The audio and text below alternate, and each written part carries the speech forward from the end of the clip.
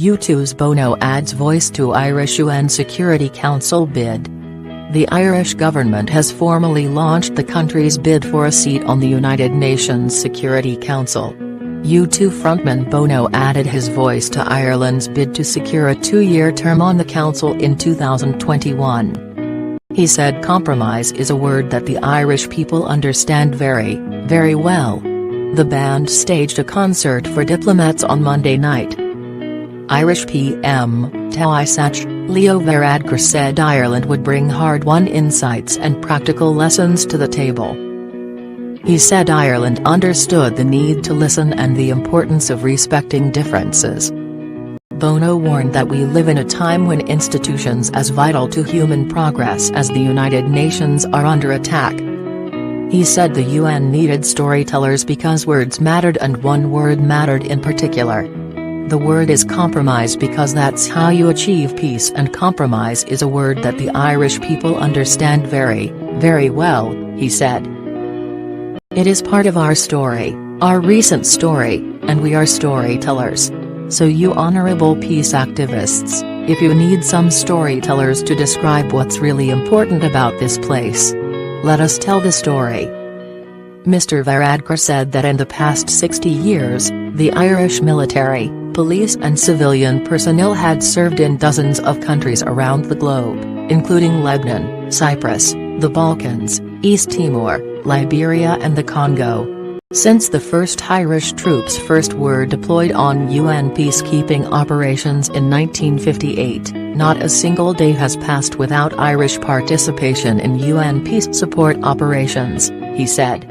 Over the past 60 years, tens of thousands of Irish women and men have worn the blue helmets on UN peacekeeping operations. We are as proud of the blue helmet as we are of the harp or the shamrock.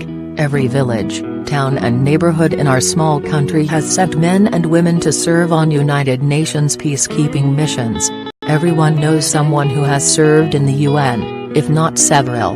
Peacekeeping has become a part of our national identity.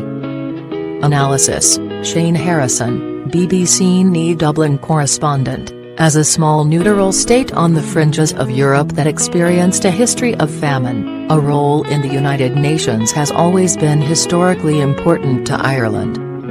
The country is proud of the role its armed forces have played in UN peacekeeping and peace enforcement missions in trouble spots around the world. And there was a great sense of satisfaction that former President Mary Robinson was the UN Human Rights Commissioner. Because of its famine experience, Irish diplomats believe they have a keener understanding of third world issues than other developed countries. And they know that Irish missionaries have often played a key role in education and health in such states.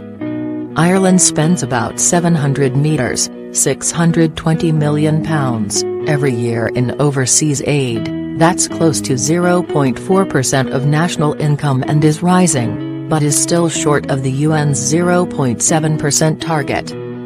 The country will need all the soft power it can get if it is to get the necessary 129 votes of UN members to have a seat at the UN Security Council.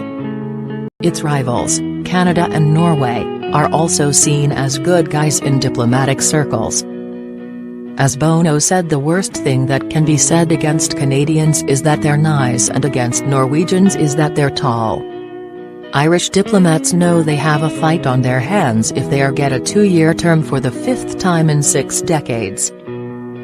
The UN Security Council is composed of 15 members. It has 5 permanent members: China, France, Russian Federation, the United Kingdom, and the United States, and 10 non-permanent members elected for 2-year terms by the UN General Assembly. Ireland won 2-year rotating terms on the Security Council in 1962, 1981 and 2001. An exhibition area has been set up outside UN headquarters with tents and stalls showcasing Irish music, food and culture. Mr. Varadkar laid a wreath at the building to commemorate Irish peacekeepers who lost their lives on UN service.